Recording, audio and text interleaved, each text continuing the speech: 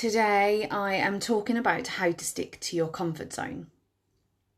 Quite a difficult subject to talk about actually, because there's so many different levels of comfort zones, and what is a comfort zone to one person might not be a comfort zone to another person. So there's different levels of people's comfort. So one couple could be faced with a situation that they feel very comfortable dealing with, whilst another couple could deal with the same situation and feel very anxious about it, very nervous, don't know how to deal with it. And then you spend a lot of time talking about it, trying to work out a solution to it. And then that's just when the stress starts and things can be made to feel a lot worse than what they actually are. You've also got sort of, I feel that it's particularly, when you're getting married, there's a lot of pressure from other people. So, and a lot of pressure to listen to them actually. So you could be planning your wedding, and, you could have other people's involvement within that. And you might not necessarily want that opinion. So that's kind of forcing you out of your comfort zone to deal with that situation as well. Other people giving their opinions, which is great. I think, it's so amazing that if you've got people that you can turn to when you're looking for advice and support, that is brilliant. And I think everybody does need that. We all need that, right? It could be that actually you don't have suppliers that are on the same page as you. So you may have booked a supplier and, you had great vibes from them from the start and you like the way that their stuff looks. But actually over time, you feel like you're not on the same page and things might be going a bit awry, and, you don't feel like your supplier has got the same vision as you do. So again, it's something that is not in your comfort zone, because of course when you're planning your wedding, you think that everything's going to be okay, maybe not, but most people hope that it's going to be, plain sailing, everything's going to be, easy to do, and, it's going to be a happy journey. And ultimately, yes, of course it is, but there's a lot of bumps along the way that you'll come across. So I personally believe that one of the main elements to having a successful, stress-free and happy wedding planning journey is learning how to stick to your comfort zone. You've got some huge decisions to make, as a couple, particularly if you want that Pinterest perfect wedding, or whatever your idea of a Pinterest perfect wedding is.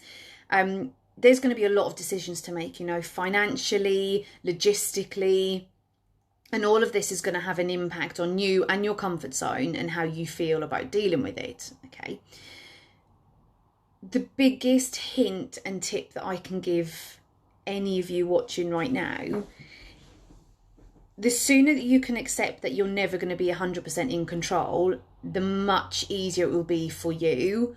Hello. Sorry, I've got a new phone and it doesn't let me push anything on there. So the sooner you can sort of appreciate that you're never going to be fully in control of the decision, not necessarily the decision making, but potentially the outcome of that, the easier it will be. And the reason I say that, again, because I think we put ourselves under so much pressure to make things perfect for our wedding day. And why not? Absolutely. If there's one time in your life that you can take full control over something and, you want something to be absolutely perfect, absolutely. Hi, Cara. So just accept that you're never going to be, fully in control of everything. That will make your journey much, much, much, much, much easier for you. So what is a comfort zone? Comfort zone is something that you are sitting there, you probably don't even realise you're in it. It's actually something that takes you out of your comfort zone that realises you're in your comfort zone. So, for example, if somebody poses a question to you and you get that gut feeling that something's not right, it doesn't sit easy with you, that is your comfort zone. That's your comfort zone telling you, I'm not comfortable with that. That doesn't sit right with me. And there is absolutely nothing wrong with feeling that way. Okay, so just sort of understand that and kind of accept that, you know, that's absolutely fine. We've all got different levels of comfort. And, you know, the sooner you can accept that, then the easier it becomes. So let me give you an example, okay? It could be something as simple as a family or friend member offering you money to help pay towards the wedding, okay? Now, you and your fiance have decided that it's something that you were both doing. You don't want to accept any money from somebody. You want to pay for it yourselves. And brilliant if you can do that. That's amazing. But somebody offering you money when they're saying to you, I insist, we've saved this money, we've put it aside for you, we want you to spend it, but you don't want to, okay? So again, that's being asked to do something outside of your comfort zone. It could be that a relative is asking you to wear some jewellery on the wedding day that you don't want to, okay? For whatever reason, you just don't want to. You may have already bought your jewellery, you've bought the items, everything's sorted, and, you know, whilst that's a lovely gesture, you just might not want to wear it. So again, taking you out of your comfort zone. Hi. It could be that you go wedding dress shopping and somebody has said to you, I don't like that style of dress, I prefer the other one. And actually you don't. So again, you're in your comfort zone and somebody's potentially, not threatening, that's the wrong word to use, but is almost asking you to come out of that comfort zone to see things from their point of view. So it's really, really important that you stick to your comfort zone when you're wedding planning, because it will help you. Because otherwise what you'll find is you'll be saying yes or no to certain people or certain situations that you're not comfortable with. And I will 100% guarantee you will regret that decision. At what point, I don't know. Hopefully not on your wedding day. But at some point you will look back on that decision and you will regret it. And you will say to yourself, I had a gut feeling about that. I knew I shouldn't have done that, or, you know, whatever it may be. So follow your gut. Okay. So what I'm going to do, I'm going to give you 5 tips today to help you stick to your comfort zone. And it's not easy. Okay. Like I was talking earlier, you've got different levels of comfort. So for some people, they don't find many situations difficult to deal with. Their comfort zone is so broad that they don't come across many situations where they feel tense or awkward or anxious or nervous about having to make a decision or having to say yes or no to somebody, okay? So, to stick to your comfort zone, you actually have to get out of it. I know that's a bit of a contradiction, okay? But your comfort zone is, say your comfort zone is here. If you have to say yes or no to something, that means coming out of your comfort zone, because your comfort zone is where you're happy, you know, you're comfortable with, you might be comfortable saying yes to everything, and that is your comfort zone. So then sticking to your comfort zone might mean you have to say no to something. So coming out of it. So you have to learn to come out of your comfort zone. You know, so how do you do that? It's really difficult. It is really difficult because you're doing something you're not used to, something you're not comfortable with. But I want you to sort of think about a situation that you might be dealing with right now that you're not comfortable with. Okay, it doesn't even have to be wedding planning. It could be anything, you know, in your life that you're dealing with. Try and address that situation in the way that you want to deal with it. Okay, and see where it gets you. And I think you'll be surprised. You know, I think that, again, there's a lot of anxiety and issues around, you know, not wanting to upset people. And that's why we do stick to our comfort zones. But whichever situation you're dealing with at the moment, I encourage you to deal with it in a way that was, you know, is within your comfort zone. And let me know how you get on. I'm sure you'll be fine. The other thing is to network. Okay, so point number 2 is network. There are so many support resources out there from, you know, Instagram, Facebook, just family and friends. And I think you should get as much support as you can, especially if you're dealing with a situation you're not sure how to deal with. Because somebody who's been through the same situation can talk to you about what they did, how they did it, the outcome of it, okay? But be prepared not to sort of take everything to heart, because again, everybody's situation is different, everybody's wedding is different, everybody's comfort zones are different, okay? You also have to be wary of getting too much information. So that can have the opposite effect. If somebody bombards you with way too much information, it can just become very confusing. I talk all the time about couples who go on Facebook, for example, saying, oh, I'm looking for a photographer, can you make any recommendations? And then all of a sudden there's like 60 messages of, oh, you should use so-and-so, he's amazing, she's amazing, I use so-and-so. And, you know, 9 times out of 10, you rarely get the same person mentioned consistently. There's, you know, because there's obviously a lot of photographers out, there's a lot of wedding supplies out there, okay? So just be wary of that, and again, stick to your comfort zone. If you know there's a limit, if you know that having too many messages is going to stress you out and make you feel uncomfortable, turn off the comments caption so that people can't keep adding comments to it, okay? That will help you stick to your comfort zone of what you know is comfortable for you, and it won't make you feel overwhelmed with all of the messages that you're getting, okay? That will really help as well. The third thing I need you to do is a to-do list. Okay, so make your to-do list. You probably have one already, but just make a fresh one, okay? And understand what is left on your to-do list. So it may be that you've still got several different suppliers to organise. Hi, Gemma. It may be that you've got several different suppliers to still speak to. And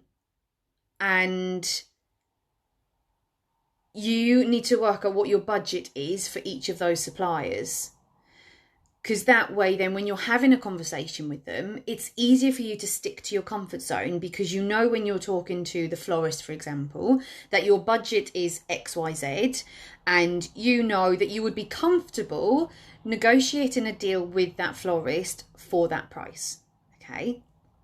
Now, if this is a florist that you really, really, really want, I'm just giving you an example here, okay? If this is a florist that you really, really, really want, and they come in at a more expensive price than what you're prepared to pay, okay? You need to have worked out, when you've done your to-do list, if you're prepared to sacrifice part of your budget on a different element of the wedding day to allow for these flowers, or you have to come out of your comfort zone to either say no to that florist, you know, even though you've built up a good rapport with them and you followed them on social media for so long, and, you know, you really want them, you need to know your own limits so that you can stick to your comfort zone. That makes sense? I hope it does.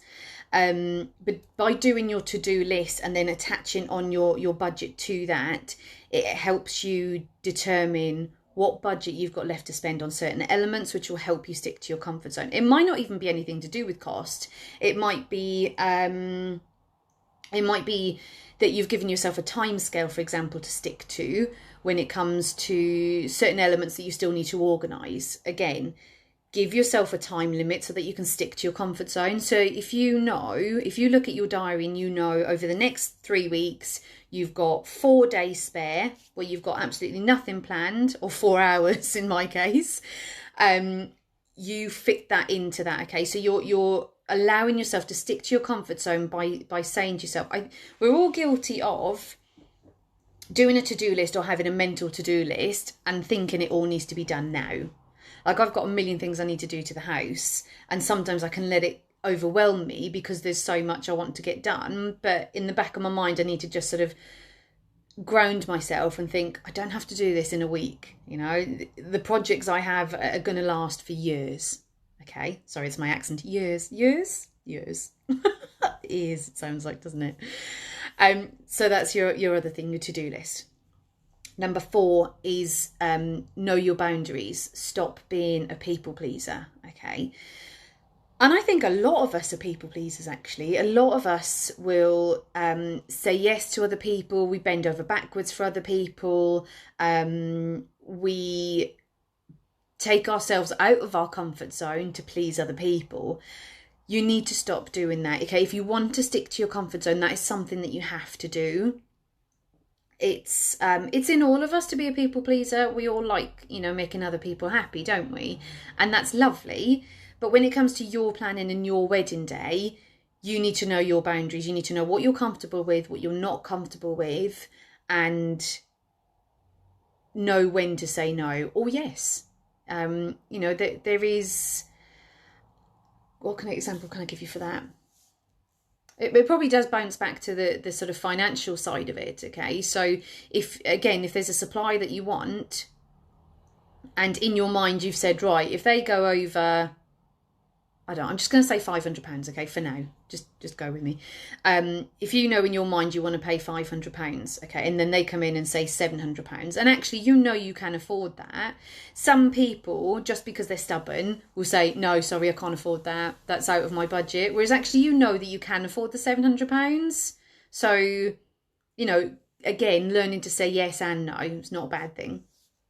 And then the fifth thing is communicate.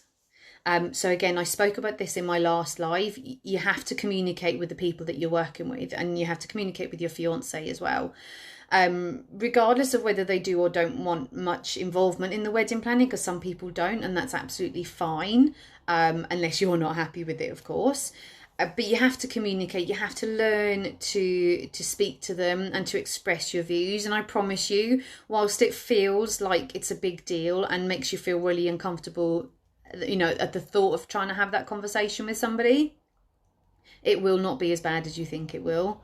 And I think the sooner that you can start practicing that, the easier you will find it. And again, I challenge you to try it. You know, if you had a conversation with somebody, if you had a conversation with somebody and you're thinking, I'm not comfortable with that, but I'm not going to say anything because I don't want to upset anyone. So you just kind of keep it to yourself. Okay, so don't do that. Have a conversation with them, communicate with them. And there's absolutely nothing wrong in saying to somebody, actually, that's not what I was thinking, or that's not my style, that's not my vibe. You know, I don't think you're on the same page as me, and I'd really like to clarify that with you. There's absolutely nothing wrong with that, especially when it comes to a supplier.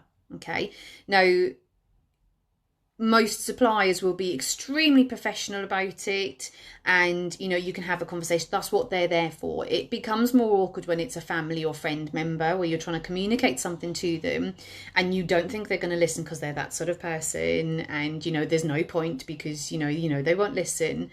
But it's really important because, you know, this is your wedding day. So I think, you know, just have that, you know, in the back of your mind that, you know, to stick to your comfort zone, you have to come out of it a little bit. And I think it will make your wedding planning journey much, much, much easier. If you've got any questions, please do let me know. I'm always happy to answer them. I hope you all have an amazing rest of your Sunday, and I'll be back next Sunday to talk about another subject, but I won't tell you what it is yet. I will release that probably on Friday next week. Like I said, enjoy your Sunday. Have a good day. Bye-bye.